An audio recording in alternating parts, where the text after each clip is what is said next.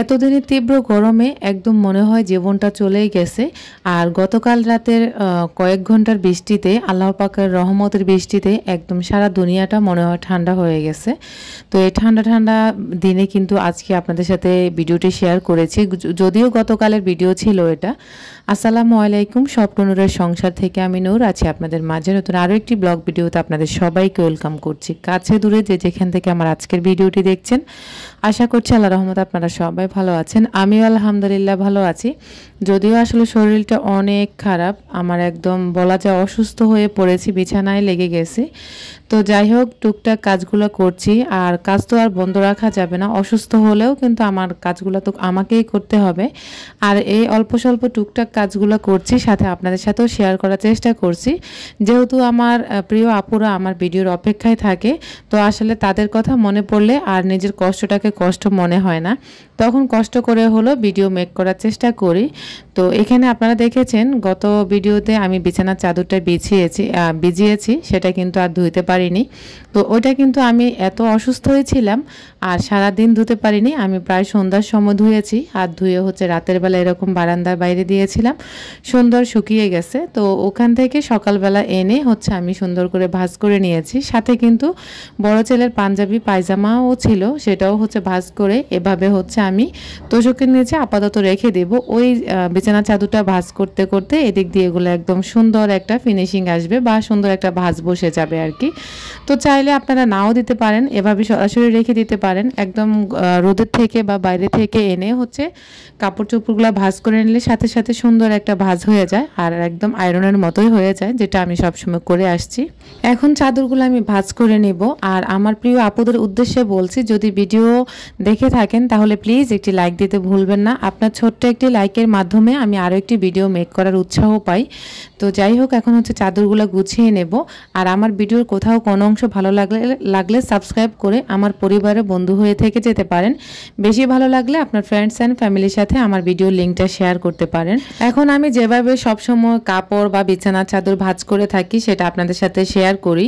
প্রথমে দেখেছেন পাঞ্জাবি ভাঁজ করেছি, পাঞ্জাবি ভাঁজ করে ভিতরে হচ্ছে পায়জামাটা দিয়ে সুন্দর করে ভাঁজ দিয়ে নিয়েছি। এতে করে পরার সময় আর পাঞ্জাবির প্যান্টটা আলাদাভাবে খোঁজা লাগবে না, একসাথেই হচ্ছে নিয়ে নিলেই হবে। আর এখন আমি চাদরটাও সেমভাবে ভাঁজ করে নেব। চাদরটা প্রথমে লম্বালম্বি করে ভাঁজ করে রেখে দিয়েছি, আর এখন হচ্ছে দুটো বালিশের কভার আর সাথে কোল বালিশের কভার একসাথে করে সুন্দর করে ভাঁজ করে নিয়েছি। নিয়ে হচ্ছে এই যে বিছানার চাদরের এই যে লম্বালম্বি করে রেখেছি সেটার উপরে দিয়ে দেব। আর এভাবে ভাঁজ করে রাখলে আপনারা আলাদা করে বালিশের কভারগুলো খুঁজতে হয় না। তো এই যে আমি হচ্ছে বালিশের কভার আর হচ্ছে কোল বালিশের কভার একসাথে তিনটা ভাঁজ করে এখন হচ্ছে বিছানার চাদরের মাঝখানে দিয়ে এভাবে হচ্ছে সুন্দর করে একটা ভাঁজ করে নেব। আর এভাবে যদি আপনি ভাঁজ করে নেন তাহলে আপনার বালিশের কভার আর এখানে সেখানে ফেলে রাখতে হয় না, বা যখন আপনি চাদরটা বিছাতে যাবেন তখনও কিন্তু আপনি আর আলাদাভাবে খুঁজতে হবে না বা আপনাকে হয়রানির সম্মুখীন হতে হবে না, যেটা প্রতিনিয়ত আমাদের গৃহিণীদের সাথে হয়ে থাকে। আর এই যে ফাইনালি হচ্ছে আমি সমস্ত কাপড় চোপড় এভাবে ভাঁজ করে নিয়েছি। আর আমি প্রতিদিন এভাবে কাপড় চোপড় ভাঁজ করি, এতে করে ওয়ার্ড্রোবও সুন্দর একটা জায়গা হয় বা ভালোই জায়গা পাওয়া যায় আর কি। ড্রয়ারে সমস্ত কাপড় চোপড় রেখে এখন আমি চলে যাব বাসা দেখার উদ্দেশ্যে। তো এই বাসাগুলো দেখতে দেখতে কিন্তু সত্যি কথা বলতে কি আমি অনেক অসুস্থ হয়ে পড়েছি, বলা যায় বিছানায় লেগে গেছে। কারণ হচ্ছে আমার পায়ে প্রচণ্ড ব্যথা, সাথে হচ্ছে সারা শরীরে ব্যথা। আমি এতটাই হেঁটেছি এই বাসাগুলো দেখার জন্য, মানে টানা 1 ঘন্টা 1.5 ঘন্টা করে আমি হেঁটেছি। এটা আমি কখনো সচরাচর এভাবে আমি হাঁটতে পারি না, বিশেষ করে সত্যি কথা বলতে কি আমি হাঁটতেই পারি না। তো হঠাৎ করে এরকম হাঁটতে গেলে অনেকক্ষণ তখন এরকম অসুস্থ হয়ে পড়ি। আর এই যে প্রথমে আপনাদেরকে দেখাচ্ছি, এটা হচ্ছে একটা বাসাতে চলে এসেছি দেখার জন্য। বাসাটা খালি আছে, তো কিচেনটা মোটামুটি বড়সড় আছে এবং কি দক্ষিণা ফ্ল্যাট এটা।